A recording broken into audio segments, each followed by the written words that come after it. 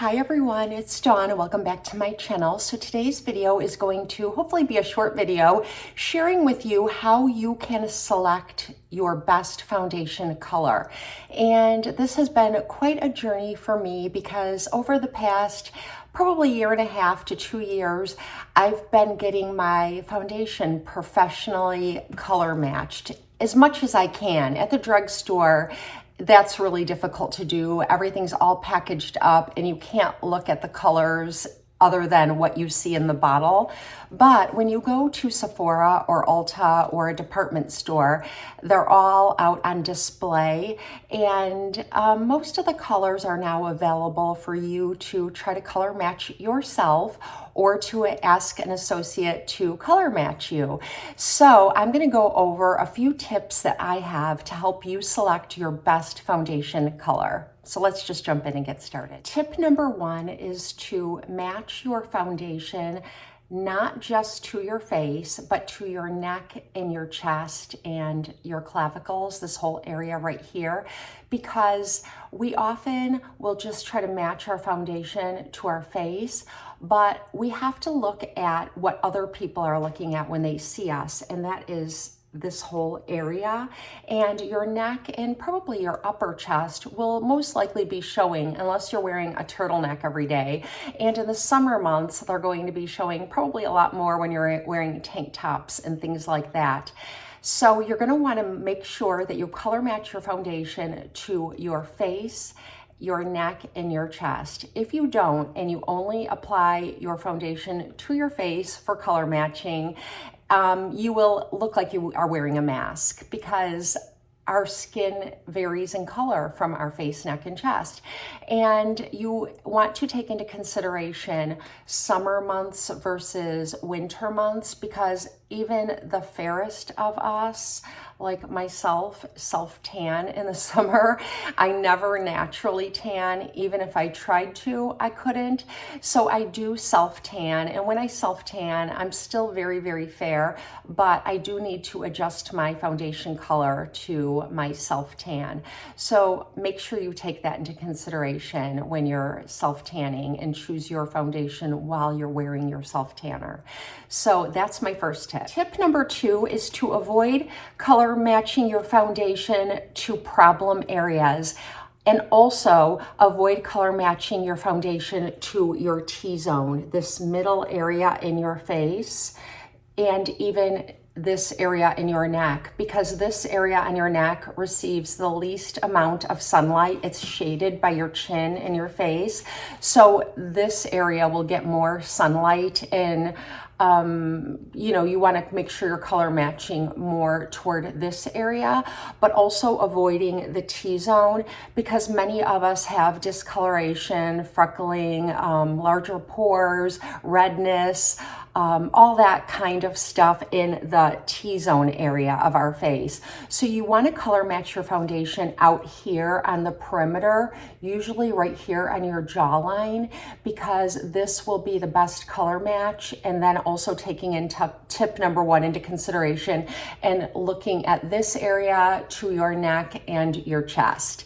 So tip number two is to avoid the middle area. If you have problem areas, think about using your concealer and color correctors in that area, and don't worry about concealing that entire area with your foundation. If you do, when you blend your foundation out to the larger areas of your face, it will begin to look more mask-like, and it won't match as well. Tip number three is to avoid color matching your foundation using your hand or your wrist. This was the big mistake I always fell into. Before COVID hit, I did all my own color matching, and I always used this area of my skin when I would color match. And after COVID, we were not allowed to use the samples anymore, and we had to ask an associate to help us. So that's when I started getting my best color matches in my foundation, because like I said, they would always use this area, maybe a little on my forehead as well, and then they would bring me into the light and give me a mirror and show me, and it was foolproof. I always got the best matches once I started getting professionally color matched. And you might want to get color matched professionally a few times before you attempt it on your own. But if you do attempt it on your own, don't fall into the old wrist and hand routine. Your skin is very different on your wrist and arms and hands. The texture of your skin is very different. The color and pigmentation is very different. It might not look like it, but I guess it does kind of look like it. I've got a lot more redness on my chest from sun damage and things like that in the past. And also I've got my problem areas on my face. And so you want to always, again, the jaw, maybe a little bit on your forehead, go into different light and take all of that into consideration. Tip number 4 is to do your own research. And you do need to do your own research. And you want to research the types of foundation that are best for your skin type. So if you have oily combination skin, a lot of times mattes and satin formulas will work best for you. If you have dry skin, you often want to go for a hydrating foundation, and that's usually the case. But then you have to take into consideration your own personal preferences. Do you like a light, medium, or fuller coverage? Do you like BB creams, CC creams, light, medium, or full coverage? Do you like powder finishes? Do you like stick or compact formulas, the cream-based formulas? Or do you just like a good overall liquid foundation? So those are all personal preference, and you're going to want to fool around with a lot of different foundations to find what you really like and to get to know yourself and what works best for you. And for me, I'm a foundation junkie. I love to try foundations. I love to try stick formulas, compact formulas, powder formulas, liquid formulas. So I'm pretty knowledgeable for my own personal favorites. But again, what works for me won't necessarily work for you.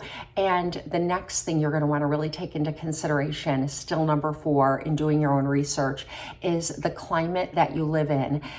For me, I live in 4 distinctive seasons. So what I use in the summer and the spring is very different than what I would select in the winter and the fall. I like a lot more, I like a foundation that has SPF in it in the summer months, for sure, even for incidental exposure to the sun, walking to the mailbox, going into the grocery store, driving in my car. I do use a separate SPF beneath it, and that's the kind of stuff you are going to need to figure out what you like beneath your foundation. Do you like primers beneath your foundation? Do you not? What kind of SPF do you like? Do you like a powder formula over your foundation, or do you like to wear a cream-based SPF beneath your foundation? And then again, like in the winter months, I don't really worry so much about the amount of SPF that I have on my skin, because some days I never even leave the house. But you know, that just is all going to be determined by your climate and your personal preferences. The 5th and last tip that I have for you is to take advantage of purchasing minis or requesting minis. Sometimes you can order mini sizes of foundations off of websites. You might have to pay a small fee, but they'll send you minis. I was fortunate enough to find this little Smashbox Studio Skin Long Wear foundation at Ulta, and Ulta does carry many minis of the different Tarte foundations, like the Face Tape, the Found Sealer. I don't know if they carry the Amazonian Clay in a mini, but they do carry several of the minis, which would be enough for at least a week or a month. Like if you used this one every single day, I think you could probably even use this for almost 3 months before you run out. And it's a great way to try a foundation without investing in a full size.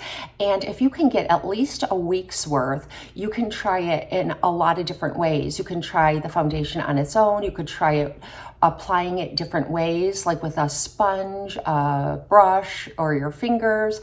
And you can try it with primers beneath it and with different types of sunblock, either above or below your foundation. So I would suggest getting minis whenever you can. I was actually very lucky to find the NARS long wear foundation, the Radiant Long Wear Foundation, in a mini at TJ Maxx. And I fell in love with that foundation. I still haven't purchased it in the full size because I selected the Anastasia foundation instead, which I love, but I definitely would like to purchase that one in the full size after being able to try it in the mini.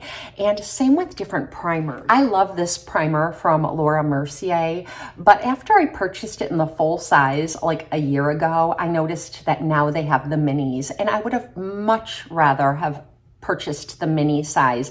It would have lasted me a very long time. It would have saved me some money, and I wouldn't have to worry about it not being fresh because I don't often wear a primer beneath my foundation, but sometimes I really like to. So I do have one more tip. I thought 5 was the last one, but 6 would be to try to find a primer that you really like.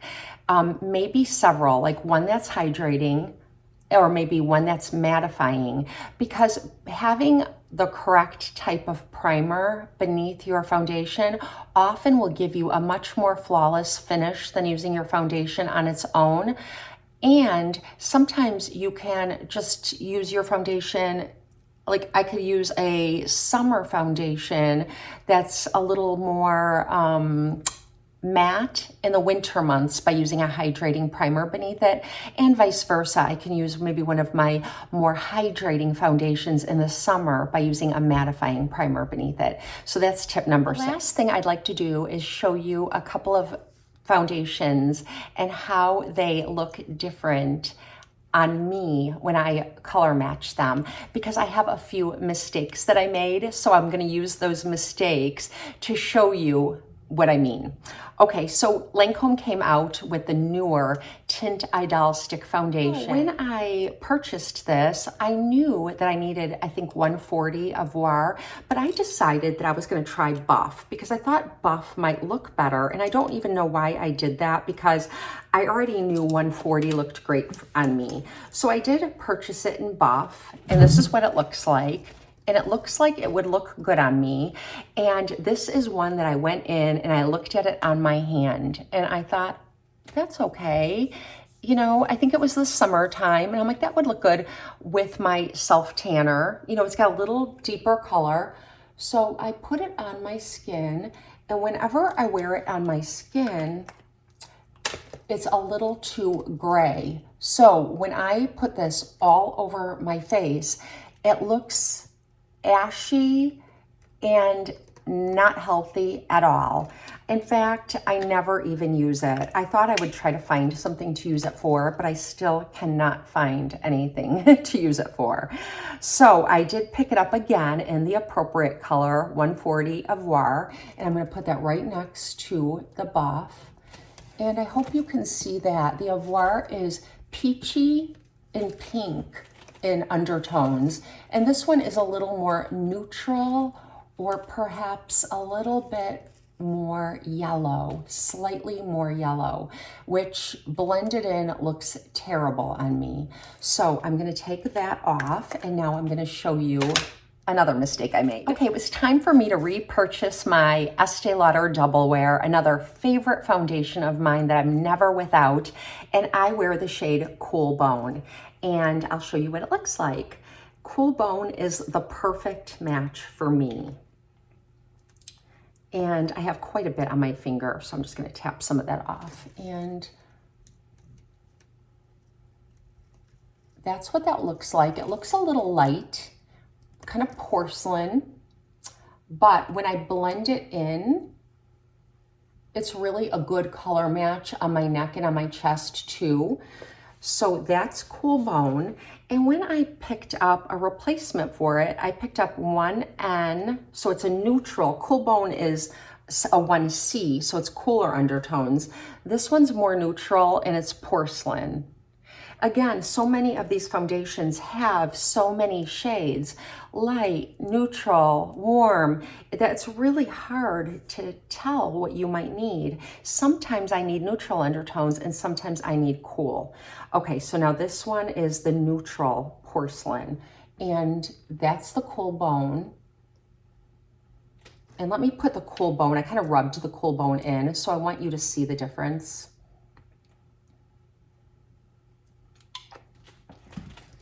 So again, it's kind of the same thing as with the Lancome. This one's too neutral and almost looks ashy. And when I apply it to my entire face, it does look more mask-like.